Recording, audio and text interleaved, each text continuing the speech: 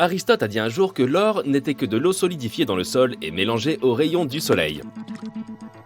D'autres étaient persuadés que l'or pouvait être fabriqué à l'aide de la pierre philosophale. Lorsque les Incas ont vu de l'or pour la première fois, ils ont imaginé que ce métal tombant du ciel était les larmes d'une divinité. Mais sa véritable origine semble en elle-même beaucoup plus spectaculaire. Rendons-nous dans un passé très lointain, à une époque où il n'y avait encore ni hommes ni animaux. Une époque où les dinosaures n'existaient même pas encore. Une époque où les formes de vie les plus simples commençaient tout juste à exister. Notre planète ressemblait alors à un immense chaudron rempli d'éléments chimiques. Les éléments, les tremblements de terre et les éclairs se déchaînaient en permanence. C'était il y a environ 3,9 milliards d'années. Au cours de cette période, d'énormes astéroïdes ont traversé notre système solaire. Ils se sont abattus sur Mercure, Vénus, la Terre et Mars. Il est possible que des astéroïdes soient également tombés sur la Lune et y aient laissé de grands cratères. Une véritable apocalypse s'est produite sur notre planète, mais heureusement, personne ne l'a vu passer car il ne s'y trouvait pas encore de vie. En parallèle de cette destruction, les astéroïdes ont apporté avec eux des métaux. Mais y avait-il des minerais sur Terre avant cela? Bien entendu. Le noyau de notre planète est principalement constitué de métaux tels que le fer. De là, il se répand dans la croûte terrestre, se mêle au magma, entre en contact avec l'oxygène et se combine avec d'autres éléments. Mais comment ces derniers se sont-ils retrouvés dans notre noyau? De simples atomes d'hydrogène et d'hélium ont fusionné et formé des éléments plus lourds à l'intérieur d'étoiles géantes. Puis des supernovas se sont produites et ont formé de grands nuages de poussière et de gaz. Ces nuages ont atteint notre galaxie et ont commencé à tourner autour du Soleil. Au fil du temps, cette poussière et ces restes d'étoiles ont formé des planètes. L'une d'entre elles était notre Terre. Les métaux qui reposent dans les entrailles de notre planète sont difficiles à obtenir. Et nous n'aurions pas la technologie dont nous disposons aujourd'hui sans cette pluie de météorites qui a constellé la surface de la Terre de minerais. Il existe deux théories. La première suggère que de puissantes explosions de supernovas loin dans notre univers ont formé la plupart des métaux de notre tableau périodique. Pendant l'explosion, une fusion nucléaire s'est produite qui a créé des atomes d'or.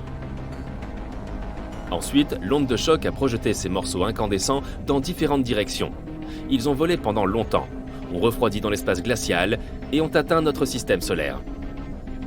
Une autre théorie affirme que l'or et d'autres métaux sont apparus des suites de la fusion de deux étoiles à neutrons. Il s'agit de puissantes étoiles, dont la taille est plusieurs fois inférieure à celle du Soleil, mais dont la masse est plusieurs fois supérieure à la sienne. Ce sont des objets dotés d'une force gravitationnelle et d'une densité colossale. Leur collision aurait généré un rayonnement gamma intense, capable de synthétiser de l'or. En 2017, des astrophysiciens ont observé pour la première fois la collision de deux étoiles à neutrons. Ils ont enregistré des traces de métaux lourds, parmi lesquels de l'or, grâce à des détecteurs d'ondes gravitationnelles. Cette théorie semble donc plus probable. Et si nous allions encore plus loin? D'où viennent les étoiles? Des nuages de poussière et de gaz sont dispersés dans l'univers. Ils se mélangent, se combinent en une seule masse et grossissent comme une énorme boule de neige. Ils se pressent les uns les autres et génèrent une force gravitationnelle. Lorsque toute la matière s'effondre sur elle-même, elle commence à chauffer. Et cette poussée d'énergie crée alors une étoile. Certains physiciens supposent que les étoiles, au cours de leur vie, peuvent produire la plupart des éléments du tableau périodique. Si cette théorie est vraie, alors notre corps est également constitué de particules d'étoiles. Nous découlons peut-être d'une gigantesque supernova qui a explosé il y a des milliards d'années, à l'autre bout de l'univers.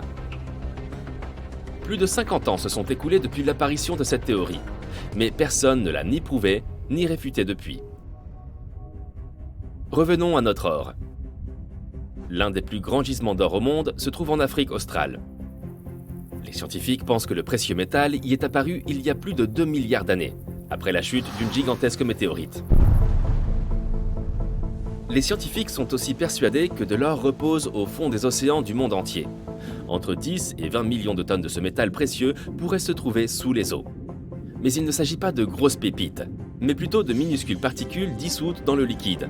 L'extraction de cet or serait donc bien trop coûteuse. Découvrons maintenant comment les gens extraient de l'or et le transforment en bijoux.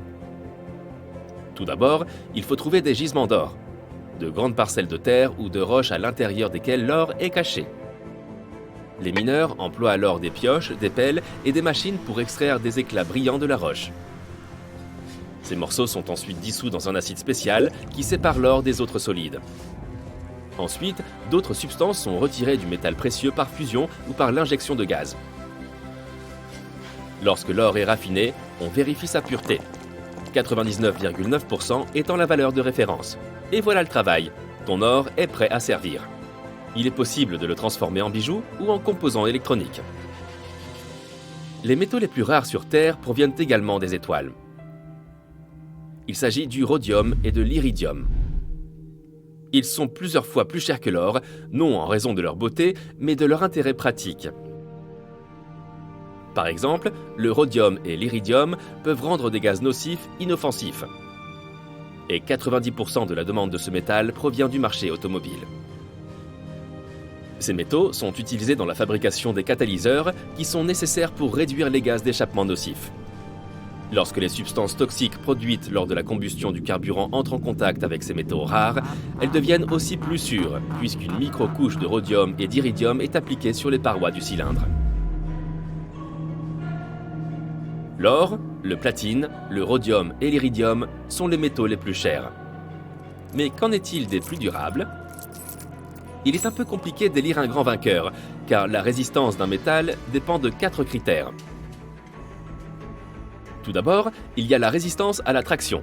C'est la capacité d'un métal à supporter la rupture. Par exemple, la pâte à modeler a une très faible résistance à la traction, car tu peux facilement l'étirer dans différentes directions. Au sein des métaux, c'est peut-être le tungstène qui est le plus difficile à étirer. Un autre critère est la résistance à la compression.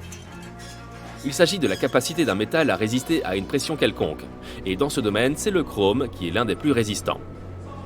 Le troisième critère de résistance des métaux est la limite d'élasticité.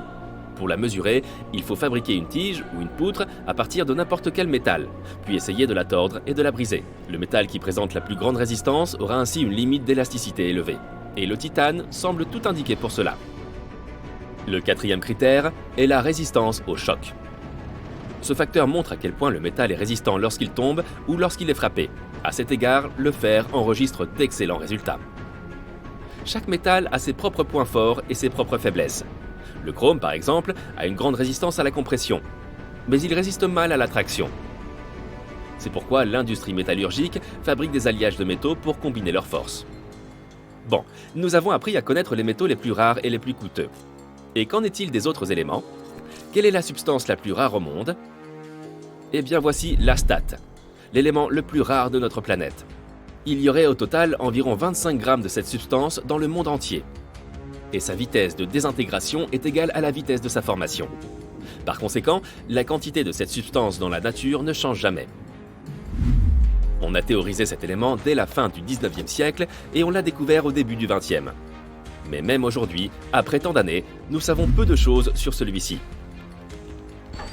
En 1869, le créateur du tableau périodique, Dimitri Mendeleïev, a déduit qu'il existait une certaine substance, correspondant au numéro 85 au sein du groupe des halogènes. Ce groupe d'éléments non métalliques comprend des substances telles que le fluor, le chlore, le brome et l'iode. L'astate est donc considéré comme le plus lourd de tous les halogènes connus et le plus semblable aux métaux. Il a un point de fusion bas et conduit mal la chaleur et l'électricité.